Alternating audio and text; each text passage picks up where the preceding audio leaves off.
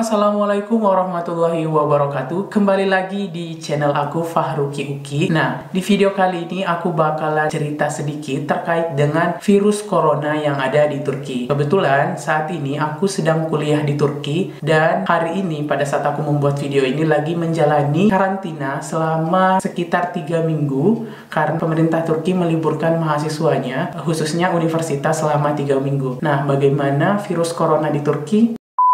Seperti yang kita ketahui, pemerintah Turki secara resmi baru mengumumkan kasus virus corona terjadi di negaranya pada tanggal 11 Maret 2020. Padahal virus ini sudah mewabah sejak di awal tahun 2020, khususnya di kota Wuhan. Nah, singkat cerita, semakin hari virus ini semakin menjadi-jadi dan seperti yang kalian lihat di media sosial, virus ini tidak hanya mewabah di kota Wuhan, tetapi mulai menjangkiti beberapa masyarakat yang ada di luar kota Wuhan hingga di luar negara Cina. Nah, kemarin saya sempat melihat postingan dari World Wide Engineering, di mana di postingannya itu dia memperlihatkan statistik penyebaran virus corona di beberapa negara di luar Cina. Nah, di postingan tersebut memperlihatkan sejak 6 Februari beberapa negara di luar Cina mulai terjangkit virus corona ini. Ada Hong Kong, Singapura, Thailand, Jepang, Korea Selatan, dan beberapa negara lain.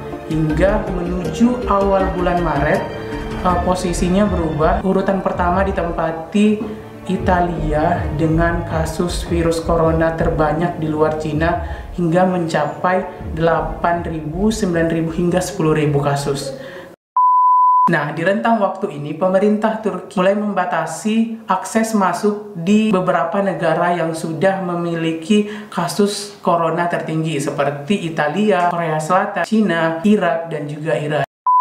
Selain itu, pemerintah Turki juga sudah mulai membersihkan seluruh fasilitas umum. Seperti yang kita ketahui, 90% masyarakat Turki itu menggunakan transportasi umum. Nah, di universitas sendiri, selama rentang waktu 6 Februari hingga 10 Maret itu, walaupun belum ada kasus virus corona yang ditemukan di Turki, sudah banyak antisipasi yang dilakukan, seperti ketika kita masuk ke kelas, kita itu harus wajib membersihkan tangan karena perjalanan dari asrama ke fakultas itu kita menggunakan bus umum. Otomatis kita disarankan untuk menjaga kebersihan dan juga disediakan alkohol yang kita pakai yang disapukan ke tangan sebelum kita masuk ke kelas.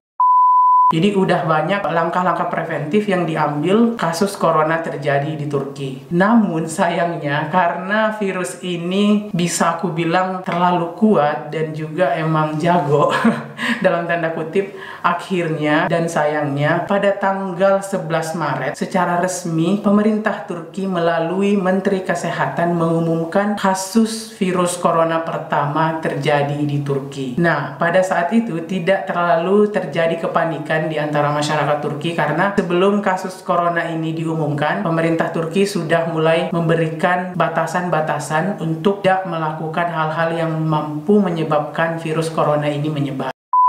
Hingga satu hari setelahnya, pada tanggal 12 Maret, tepatnya pada malam Jumat, pemerintah Turki kembali mengumumkan bahwa universitas diliburkan selama 3 minggu. Jadi sebenarnya antara senang dan juga sedih, soalnya senangnya ya bisa istirahat, bisa buat konten, tetapi ya bisa saja karena libur 3 minggu ini, nanti pada saat libur musim panas, waktu buat liburan ataupun waktu buat kembali ke Indonesia itu kepotong 3 minggu. Jadi bisa saja seperti itu.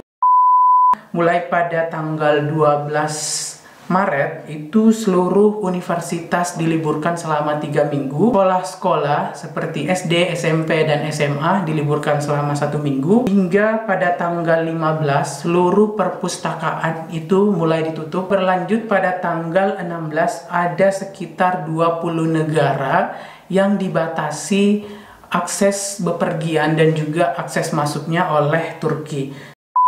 Di tanggal 16 juga sudah mulai ada himbauan untuk melaksanakan sholat di rumah karena di masjid Turki itu lebih banyak orang tua yang sholat dibanding dengan anak muda, jadi sehingga ditakutkan virus ini lebih cepat menyebar, lebih mudah terserang di usia 60 tahun ke atas. Hingga pada tanggal 16 Maret, Turki benar-benar banyak menutup akses-akses publik dan juga tempat-tempat berkumpulnya orang-orang, seperti bioskop, tempat dilaksanakannya konser, terus di sini juga ada semua kafe, bahkan tempat ngecai atau ngeteh, terus tempat-tempat berolahraga seperti kolam renang, tempat nge-gym, sauna, hamam. Bahkan banyak banget kalian bisa lihat di sini, walaupun ini berbahasa Turki. Itu semua tempat-tempat umum yang mulai ditutup terhitung dari tanggal 16 Maret jam 12 malam. Bagaimana keadaan sekarang di Turki? Aku buat video ini di tanggal 18 dan sejak peraturan itu dikeluarkan tanggal 16 2 hari yang lalu, aku belum sempat dan belum pernah keluar dari asrama. Jadi saya kurang tahu apakah benar-benar kota menjadi sepi dengan diterapkannya aturan ini. Mungkin beberapa hari ke depan aku bakalan coba keluar karena Turki sendiri secara resmi belum ditetapkan belum berstatus lockdown, tetapi sudah membatasi beberapa aktivitas dan juga akses-akses publik yang bisa memicu keramaian. Nah, untuk mahasiswa yang ada di Turki sendiri, sejak kemarin sudah banyak tindakan preventif yang dilakukan seperti pembersihan asrama, pemindahan asrama. Jadi pemindahan asrama ini dilakukan dengan agar mereka bisa lebih terkontrol dan juga mereka lebih bisa dijamin kesehatan dan kebersihan dari asramanya. Sedangkan untuk mahasiswa-mahasiswa Turki, mereka lebih banyak kembali ke keluarga mereka pada saat pengumuman libur 3 minggu ini dilakukan. Dan mahasiswa-mahasiswa asing ditempatkan pada satu asrama, dan juga sampai ada beberapa universitas yang menerapkan satu kamar itu satu orang. Itu mengantisipasi untuk penggunaan toilet secara bersamaan, sehingga mereka ditempatkan di satu asrama, satu kamar satu orang.